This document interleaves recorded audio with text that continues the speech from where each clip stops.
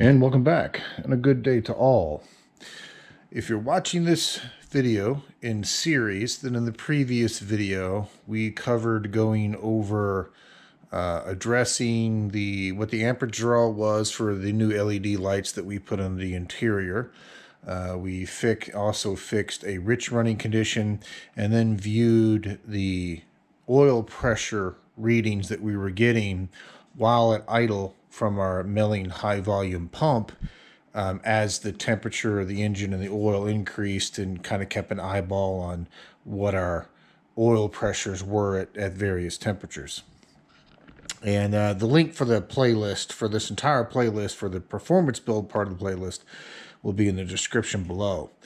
But what we're looking at today, as I made comment on in previous video, going to take advantage of the nice spike in warm temperatures that we're getting to see if we can evacuate and recharge our AC system. If you've been watching the series, you know we had the AC system evacuated because we had everything disconnected, had pretty much all the radiators to include the condenser pulled out of here to facilitate getting the engine out and engine back in much easier. While we were at it, since we did notice a leak on the expansion valve there in the back, we went ahead and replaced the expansion valve. All the AC lines that go to and from the compressor, the only line that did not get replaced in our rebuild is our liquid line here, mainly because no one had it at the time we were doing the build up. So we're going to see if we can continue just to use the existing line. We will replace the Schrader valve in it, and I'll explain why I have a tube in it here in a moment. And we also replace the compressor down below with an aftermarket presser from Four Seasons. So one of the first things we're looking at is, since we replaced an AC component, in our case, the condenser, we need to add some oil into the system to account for that, because within your AC system there's going to be oil distributed throughout, and replacing a said component, you have to accommodate and replace that missing portion of oil. Otherwise you could potentially starve your AC compressor for oil, which obviously, as with any moving or engine type assembly, it wouldn't be good to starve it for oil. It's going to lead to some internal damage. So what I have here, and this is just from all data for this make model of 1500, the total AC fill for refrigerant oil that you can see here is 6 ounces. Now the compressor came with 3 ounces already loaded from the factory.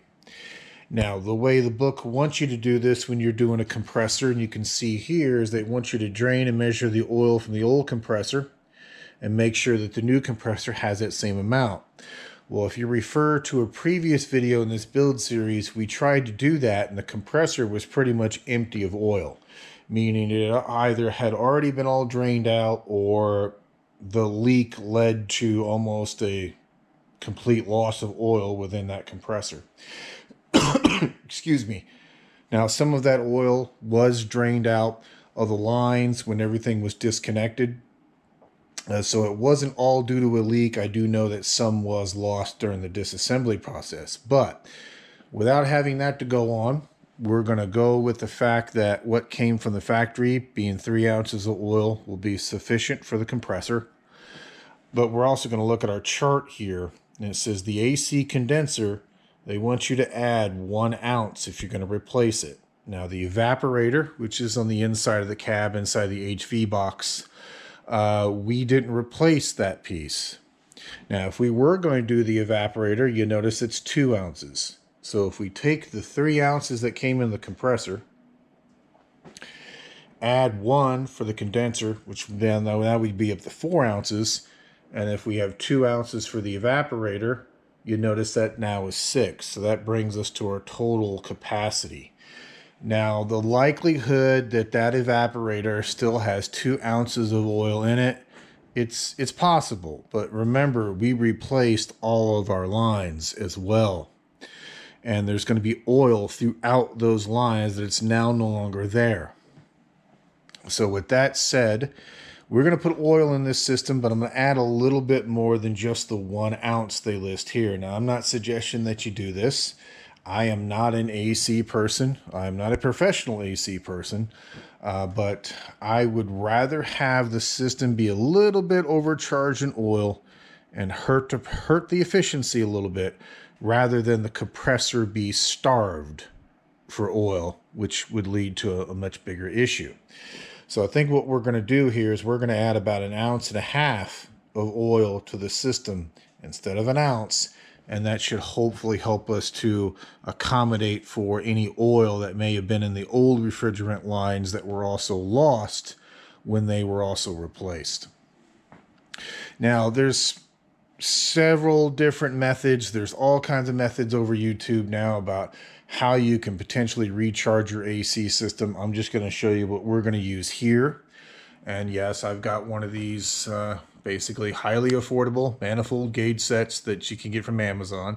This particular gauge set came with a pump. That pump failed when we were doing the vacuum test for when we were putting the valves into our heads, and I had to get a different pump. But this is the manifold set from that. And you can see that we've got our low line attached, and we've got our supply line or service line, if you want to call it that as well, attached to the ball valve, just to give us the ability to kind of manually seal this off if we have to, and then into our pump. Now, how I'm going to put oil in this system, several different ways you can do this. A lot of individuals will just kind of pour the oil charge needed. When they're getting ready to put refrigerant in the system, they'll just take the line loose here from the manifold gauge set, kind of fill this service line full of the charge they need, put it back in the gauge set, and then as they're using this same service line to put refrigerant in the system, it'll pull that refrigerant in. Now, getting back to the reason why I have a tube on the high side line here, we went ahead and pulled the Schrader valve out of this line again, and put a tube in here, and what I'm going to do is I'm going to start the vacuum pump, open up the low side line, and we should start to get a vacuum over here on our high side. And then I'm just going to use this tube to pull 1.5 ounces of oil that we're going to measure using these graduated cups, which I'll put a link to. I just got these on Amazon. So I'm going to measure out 2 ounces there on our scale of our PAG oil. I'm sorry, 1.5 ounces. 1.5 to 2 ounces, somewhere in there. And again, putting extra in the system just to kind of help accommodate for a lot of what we changed. I'm going to measure that out of our PAG oil, our 8 ounce bottle. That if you saw this, and you probably saw this kit in a previous clip or in a previous video, I know I showed this. What this kit came with was a new expansion valve. You can see the box for. I've got the old one on the box here. We didn't need to use it because we replaced the condenser, but this kit came with a new dryer, new receiver dryer, or I should say desiccant type filter dryer that goes inside the condenser. And it also came with packs of new seals, because when you're doing a compressor or replacing a component, you want to you definitely want to replace your O-rings and your various valves, various seals while you're in there. And of course, it also came with the 8 ounce bottle of oil. And this was a kit that I got off of Rock Auto, which I'll put a link for in the description. Now, I will caution you that that kit did not come with all of the seals that we needed. It was actually 1 seal short for our high pressure line. And I'll also put a link for this in the description box as well. I just got this off Amazon. This is what it uses on several of the lines here. It uses what you can see here. They call the Automotive Self-Centered Bonded Seal Gasket Kit. And it's just a generic automotive kit, 169 different various bonded seals that you can see there. It was actually, like I said, that kit was nice because it comes with, you know, a couple of bags, or a bag with a various sizes seals and a number of quantities. It was just 1 short for that high side line going into the condenser we needed. So we went ahead and got that piece swapped out. So all of our lines that have been put on either came with new seals because it was a new line, or in this case, we've kept this liquid line, this high pressure line, and we just replaced the 2 seals on it. We're also, like I said earlier, we're going to be doing the Schrader valve on this. So let me get some oil measured out and get you propped up better where you can see this, and then I'll bring you back, and like I said, we'll start to draw a vacuum on the system, but only for the purpose of pulling some oil into the system through our tube here. Once that's done, we'll shut everything off, we'll get our valve put back in, and then we'll start to draw the system down into vacuum, and just to verify that A, we have a good seal, that we don't have another leak. Once we pass that, we'll kick the compressor back on again and let it continue to draw a vacuum on the system for at least 30 minutes before we attempt to charge. But let me get set up for this to inject some oil in here, and I'll bring you back. One moment. And welcome back. So I've got on a pair of safety glasses at this point. Anytime you start work on an AC system, make sure that you're wearing a pair of safety glasses. In this case, I'm just using these. You definitely don't want to get any of this compressor oil in your eyes, and when we go to start to charge the system, we definitely don't want to get refrigerant in our face. I went ahead and measured out 2 ounces of oil. I know I said about 1.5 ounces earlier, but I figured I'm gonna go ahead and give it 2. Again, with not being able to drain the old factory compressor to see how much was in it, I'd rather just give it a little bit extra. Maybe a slightly overcharging oil, and hurt the efficiency a little bit. But again, I'd rather it be overfilled with oil rather than starving for oil. So I'm going to kick on the compressor so it maybe get a little bit loud here. And then what I'm going to do is open up the low side fitting, our low side valve on our manifold gauge set, and we should start to feel a vacuum here on our hose.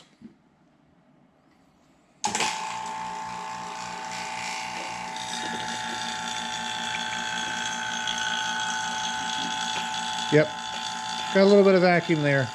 Hard to hear, but I can feel it.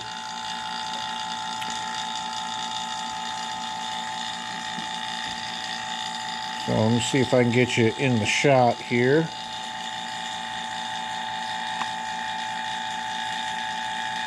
And there it is, it's pulling it in.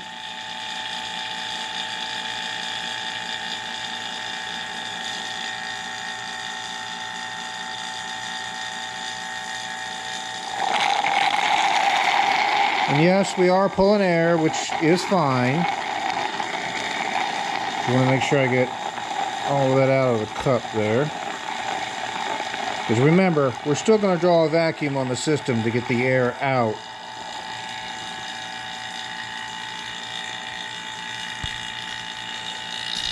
So now that we've got our oil charge in there, we'll get you turned around here. I'm just letting the residual oil drain out of the tube into our hide side port.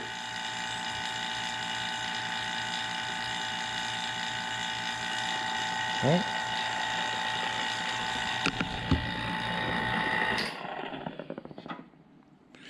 You can hear it gurgling through the plumbing there.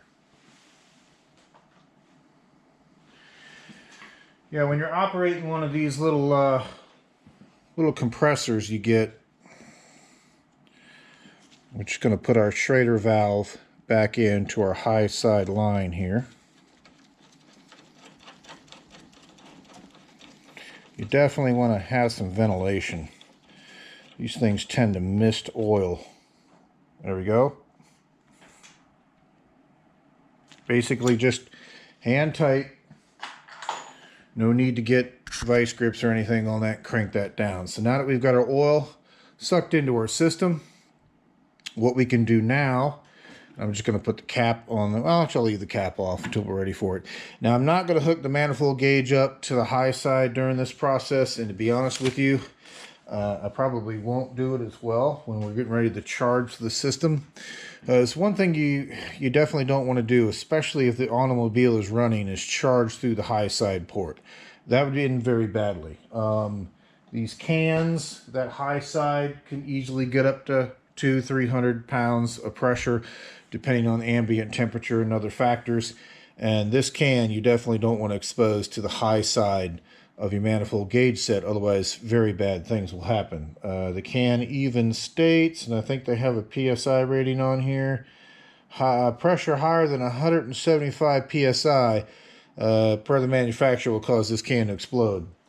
I'm not trying to scare you away from this, so what I'm going to do is I'm just going to leave the high side disconnected from the manifold gauge set. That way it keeps anything accidental from happening, such as somebody accidentally reaching over and opening up that high side valve. So there are Schrader valves in here, so at least with this particular gauge set, the worst thing that's going to happen is it won't even draw any air in the system. But again, it's just a kind of a safety measure and something that I just wanted to throw out there that at least I'm going to do. Again, just to kind of eliminate the possibility of inadvertently doing something that I shouldn't. Safeguard, I guess, if you want to call it that. Now, once we get the refrigerant in the system and we get the 22 ounces that is required for an empty system, or this particular empty system, and I'll show you this here. Usually, pretty much every engine compartment, there'll be a label somewhere. Now, this is the old shroud that came out of here. If you remember, this was when we had the old clutch fan. And there's our information on our refrigerant. And you can see automatic transmission requires 624 grams or 1.37 pounds. It uses PAG oil in the compressor, and it gives you a specification for the oil. We are a 134A system. Now, I did convert that over, and that does match what the book says. All data calls for about 22 ounces. When you do the conversion on that, I think it comes back to be about 21.9 ounces, so basically 22 ounces of refrigerant. Now, once we have the refrigerant in the system, and we have our supply line disconnected from our refrigerant can, then what we'll do is we'll hook up the high side port at that point, and then kind of get a gander of what our pressures look like for the particular temperature that we're running. And to show you this here, you can get these online. I just did a couple of Google searches and compared a couple of charts, but this is an R134A temperature chart. So based on our ambient temperature right now, which is between 70 and 75, it'll give us what our low side ports are, a range of what our low side should potentially look like, and what our high side should potentially look like once everything's up and running. And we can use that as a gauge to kind of figure out what's going on with our system based on the pressures that we're seeing. And it kind of gives you a little bit of a guide here as far as low pressure, high pressure, you know, whether one's low or high, and kind of an action required, again, based on those pressures. Because I think one thing any AC person will tell you is that when it comes to AC works, pressures are key. Low and high side pressures both will tell you what is going on with this system. So this is what we're going to do next. Again, we've got our Schrader valve back on our high side port. I'm going to get a garage door open here for a little bit of ventilation. And then we're going to start to draw a vacuum on this system, and we're going to let that vacuum run for about 20 to 30 minutes. So that way, because this system has been exposed to the environment for quite a while, because we had the engine out and it took X number of months to get everything buttoned up back together, we're going to let it run for 30 minutes so that way it boils off and removes as much of that condensation that could be in the system as we can get. Once that's done, we'll cut the valve, turn off the pump, and then we'll do a vacuum check. We'll give it about another 10-15 minutes. Make sure the vacuum doesn't drop. That'll tell us we have a sealed system, and then we can prep for doing a charge. So I'm going to get this vacuum running. I'm going to pause you, bring you back. It'll be instantaneous for you, but probably about 20-30 minutes for myself. So one moment. Actually, before I cut you loose, I can show you starting this process. So once again, we got our vacuum pump hooked up to our supply line. We've got our low side. I'll close off the low side just so we can kind of see this from the start. We got our fitting on our low side line. Remember, nothing on our high side line at this point other than we just put the Schrader valve back in. And what I will do, I tell you what, we'll leave it off because if there's a leak of that Schrader valve, we're going to want to know it.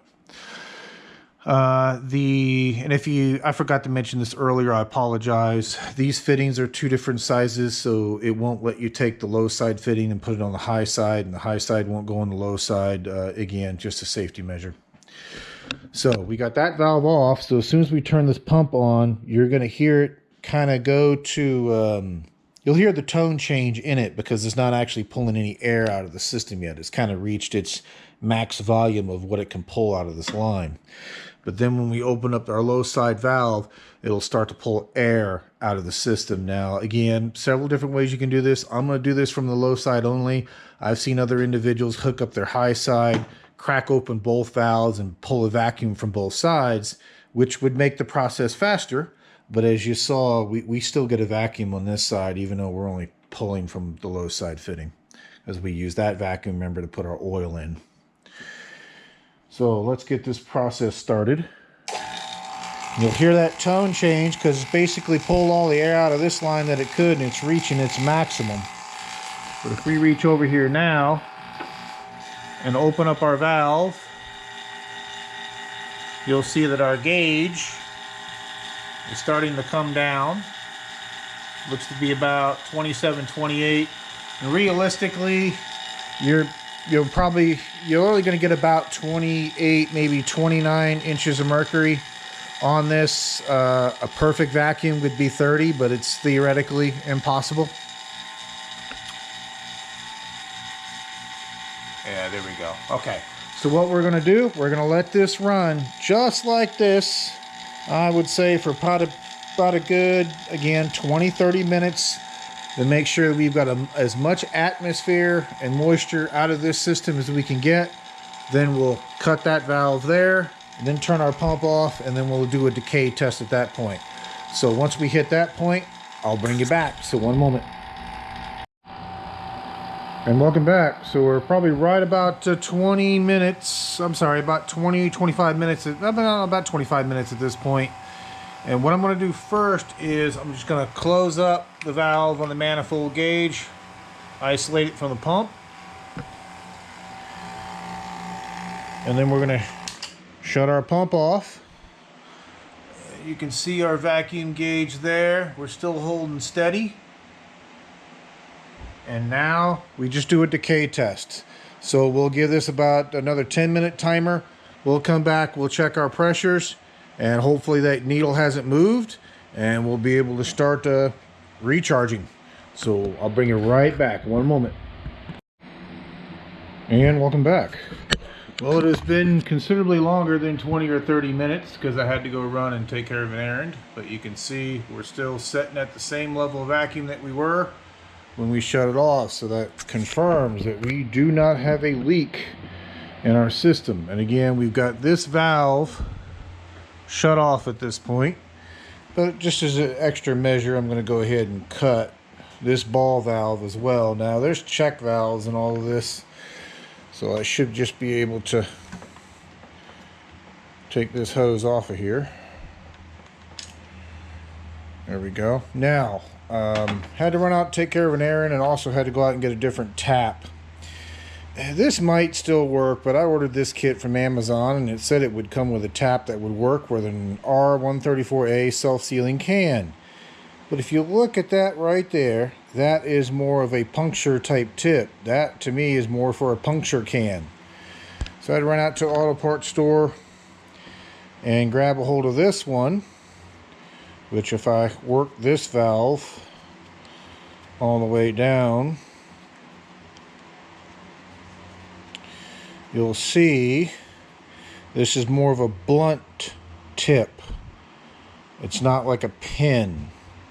To me, that's, and this one's listed as working with a self-sealing can. That's what I expected to see. So what we're going to do is get things set up here to start putting refrigerant in the system. Now at this point, what a lot of individuals would normally do is start the vehicle, put it on cold, maximum blower, and then start to charge the system in. What I am going to do first is charge in what I can without running the engine, because we do have a vacuum in here. Now eventually what will happen is the pressure of the can will equalize with the pressure of the line, and then we'll have to start the vehicle at that point. But with the vacuum that we have in the system, we should be able to draw in a pretty good portion of this can, if not at least our entire full can, before we have to go over to our second one. Because remember, we only need 10 ounces out of this one, not the full one. So that's where a scale is going to come into play. Now, it's not the world's probably greatest scale, but it will work for what we need. What we can do is we're already on ounces. We're already zeroed out. And then what we'll do is we'll just do that. We'll weigh it, and then we'll just watch. And right now this can weighs 15.27 ounces per this scale. And then when it gets down to 5.27 ounces, we'll cut it at that point. But that'll come into play for the second can. As for the first one, it's going to be the entire first can, and we'll go from there. So let me get you set up here in a spot where you can see all of this, and I'll bring you back. One moment. And welcome back. So we got our can on our can tap on our can. I did have to search my fittings and find this adapter. Apparently this can tap came with slightly bigger threads. I think that's like 1/2-inch threads versus what's being used on the gauge set. So I was able to find that adapter in my kit to get everything to kind of line up and fit.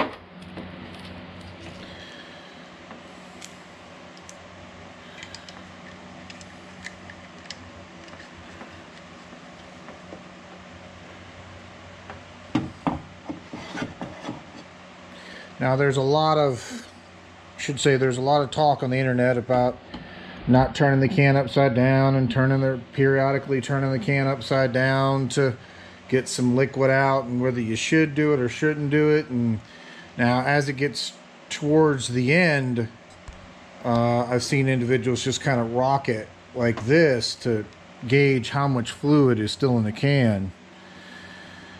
But just looking at the directions here. Yep, self-sealing equipment. Yep, we've got that. Shake can well, start engine, set AC to max cold, following instructions. Let's see, we're charging on low side, charge position with can and valve up to dispense. While continually, there we go, shaking can back and forth. When can feels empty, hold upside down for 1 minute. So they kind of want you to do this, and then when it starts to feel empty, hold it up, then hold it upside down for 1 minute to drain out the rest of the refrigerant. Then we can kind of cut our ball valve at that point and remove our can. Now these cans are self-sealing, so once we back our tap back out, the little Schrader valve inside the can should close up. I'm just checking on some fittings here on the side. So yep, right now our ball valve. The reason why I have a ball valve on this setup, although we don't need it for this first can, is because we only need 10 ounces of the second can. So I wanted the ability to quickly just be able to come over here and hit this ball valve and shut it off when we reach that target. I also brought out a little bowl of warmish water, because these cans are going to get a little bit cold. It could potentially get a little bit cold while it's doing this, and we may just need to submerge our can in some warm water to help get that refrigerant in the can to evaporate. So at this point, What I'm going to do is we're going to go ahead and open up the valve in our refrigerant can and open up our ball valve, and that should charge our service line up to our gauge. And on the outside of our gauge, on that center service line, you'll see there's a fitting over that port, over that Schrader port. Now, before we open up our low side valve and start putting refrigerant in the system, we're going to take our cap off our Schrader port. I can actually go ahead and do that now. And we're just going to push in on that Schrader port just briefly until we see refrigerant kind of come out of that, and that will purge this line of any air that may have entered it while we had it disconnected from the pump and we're in the process of connecting it to our can. Let's see, trying to think of a good place to get you where, let me get you close to the gauge set here, try to get you situated, but I need you in a spot where we can see the gauges and be in a safe spot where we can start the motor. So let me get you situated and I'll bring you back. One moment. And welcome back. So I got you as close as I can to the gauge setup. The best angle I can. Again, the gauge manifold's not straight up and down just from where it's hanging. And I've kind of got you leaning on a tripod, but I think we've got a good shot of the gauges with minimal glare here. So as we were talking about earlier, I'm going to go ahead and open up the can tap and let it pressurize the yellow service line, and we're just going to hit our little purge valve here at the bottom just to get rid of any air that might be in that line. After all, we're trying not to put air in the system after we have just evacuated it. Get the air pump out of the way here, just so I'm kicking it with my feet. Alright, perfect.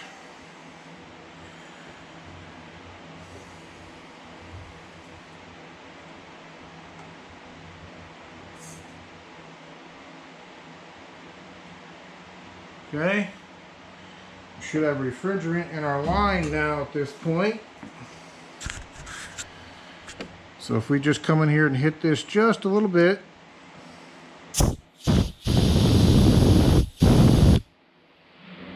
Okay, that should get rid of purge the air for us. And now if we open up this valve, we'll start sending refrigerant into our system.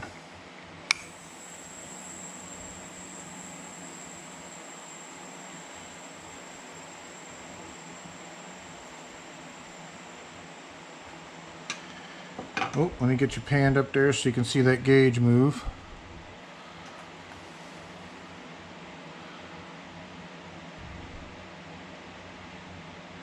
Starting to come down a little bit. Like I said, it may not be enough vacuum in the system to kind of do what I wanted to do initially. Yeah.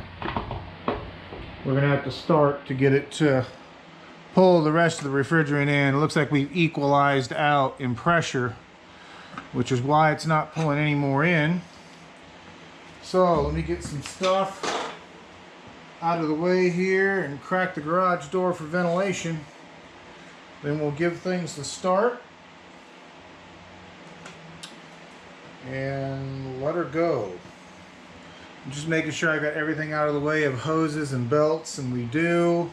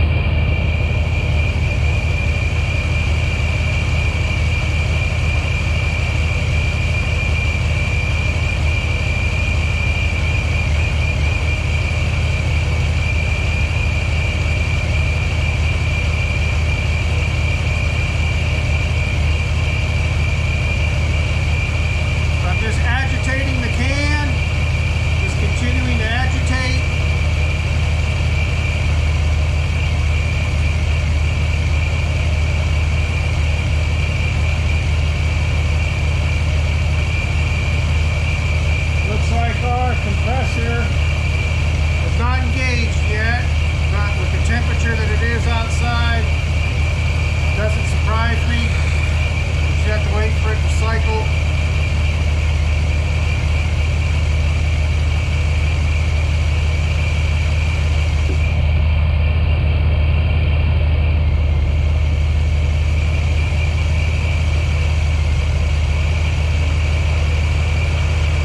See, we're almost out of refrigerant in our first can. Pressure's still a little bit low on the low side.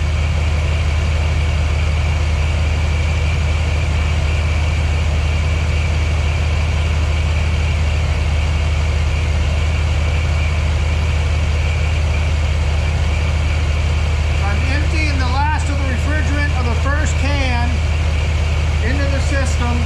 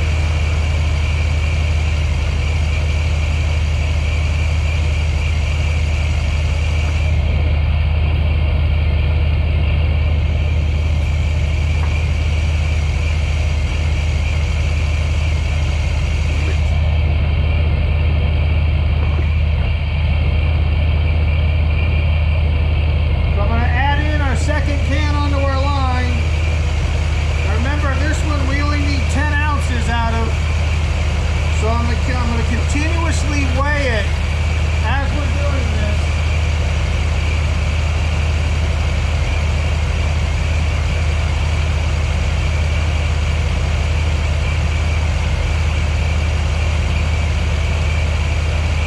Okay, our compressor is working. It is coming on. Let's weigh the can before we begin.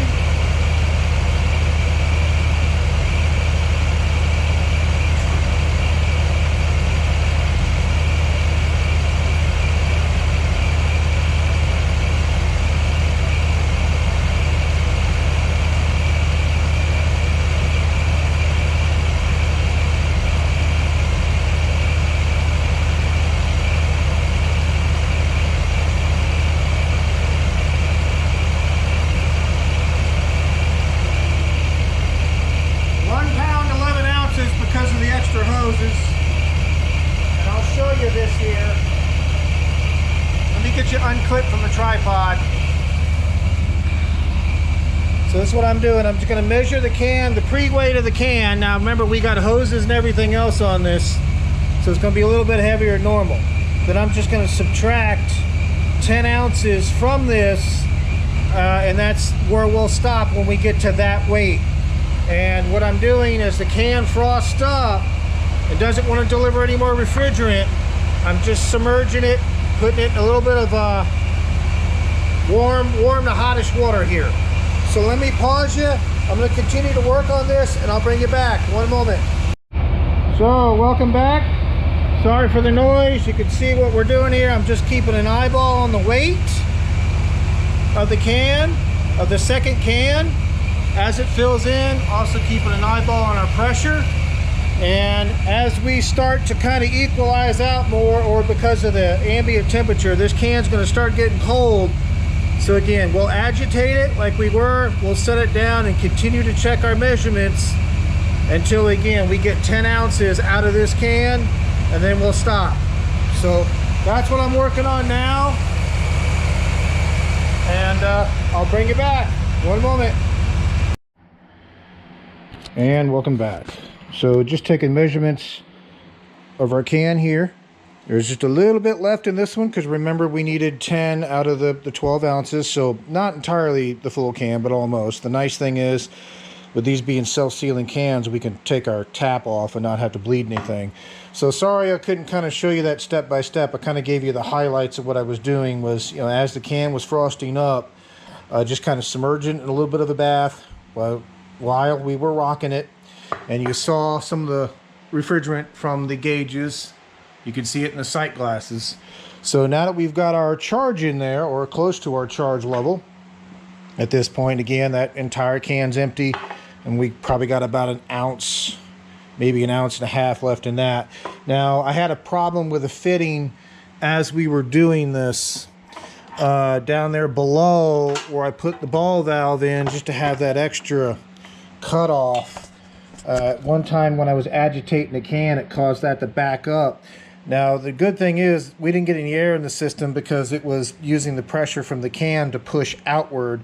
And even if it did get any air in there, should be very, very minuscule by nature. So that's why I went a little bit more than what we were looking for on the scale, just to kind of compensate for a little bit of loss there at that fitting. So what we're going to do now is, now that we've got our valves off, because we don't need our service line anymore at this point, I'm going to hook up to the high side, and then we're going to kind of take the ambient temperature of the room and compare that with what we're getting for our pressures, both high and low. Compare that to the online chart, which we have here, which kind of dictates to us based on ambient temperature what the range for low and high is. And we'll see where make sure that we're at least close. We should be within these ranges, I guess is what I'm saying now, depending on how accurate this particular chart is. But I looked at 2 or 3 of these charts online, and they all kind of look to be the same. So let me get this high side fitted. I'll get you staring back at the gauges, and I'll bring you back. One moment. So just to show you here, before I restart the truck, you can see that we're about 100 here and about 100 here.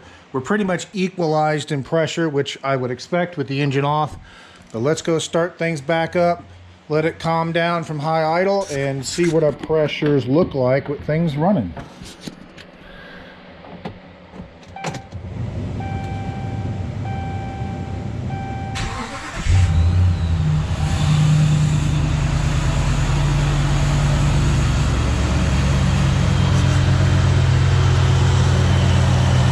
You can see it, but the compressor is running. It has engaged.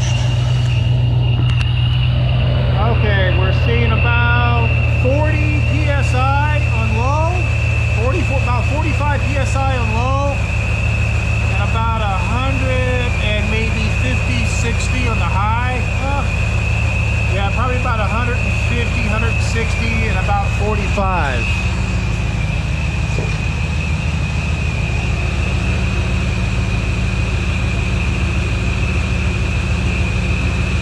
So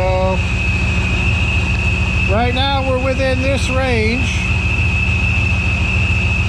about 150, 35 to 40, 75. And that's about the temperature in the garage right now, 75. So 35 to 40 and 150 to 170.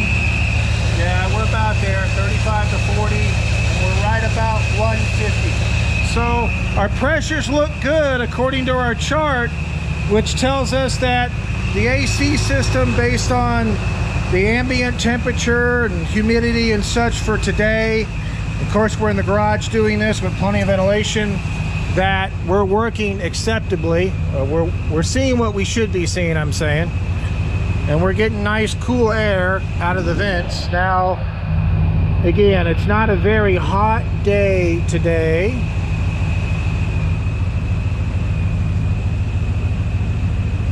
You can definitely tell when the compressor's running because we're definitely getting cooler.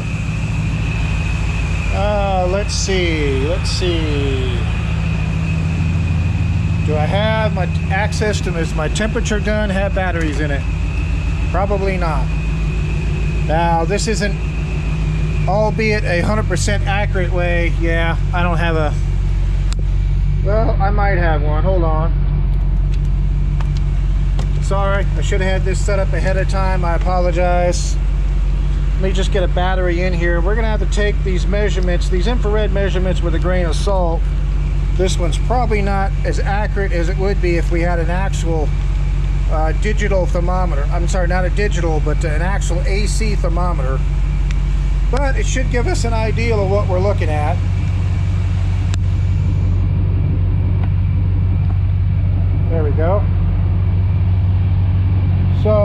see how much of a temperature swing we have.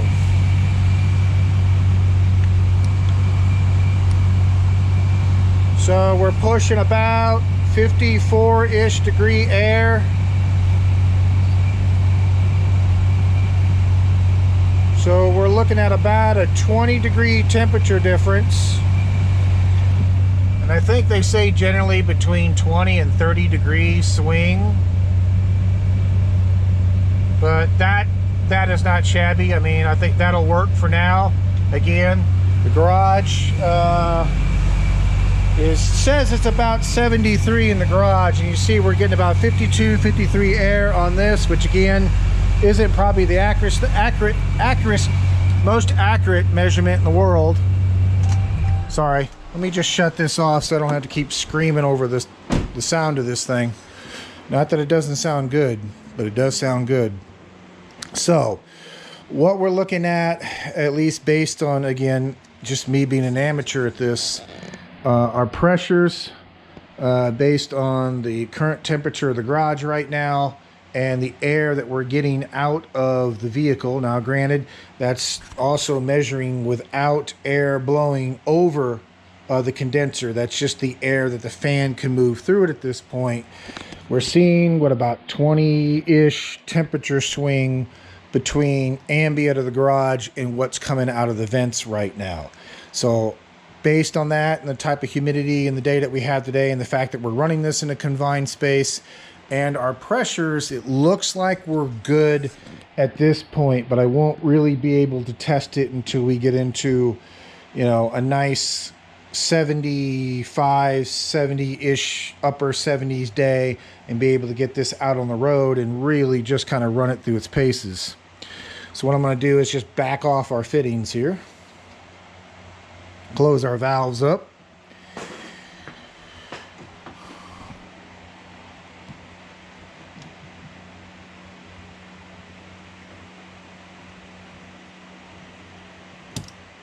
Okay, good on that one. We're good on that one. Yep, a little bit of pressure in that one. But, to be expected, it is high side. Let's see. Okay, yeah, a little bit of refrigerant was still in that one that kind of boiled off. I'm looking down in it. I just want to make sure that it's not leaking, because sometimes those Schrader valves, when you depress them and bring them back up, they might leak a little bit, or it could start leaking. That's the reason why we replaced that particular valve. But let's get our caps on.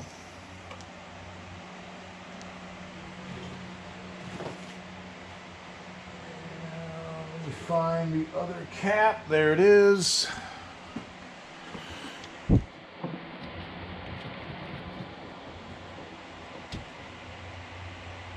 All right, perfect. Okay, so again, like I said, probably not the best video in the world on showing this, but it's just my process, first time recharging the system directly from scratch and just kind of following what the manufacturer stated. So we've got our 22 ounces of refrigerant, again based on our chart.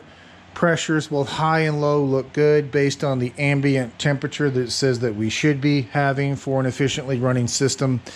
And we're seeing about a 20, 22, 23-ish temperature swing.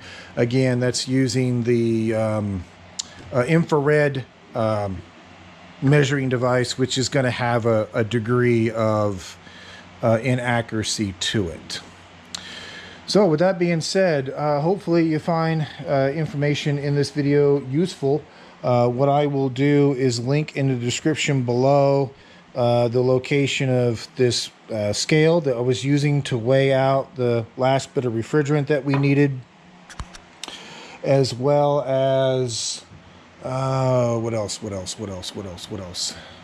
and this gauge set as well. And I have to go back when I'm editing the video, and I think there was a couple other things I was going to add to it as well. Anyway, with that being said, that takes care of at least our AC service for the time being. We'll come back and again revisit how our AC system is performing again, once we can get it out, get it on the road, and get a much more favorable day as far as climate. But with that being said, if you have not subscribed, please consider to do so. And if you have, I thank you immensely. And with that, I will bring you back for the next one. Thank you much. Bye.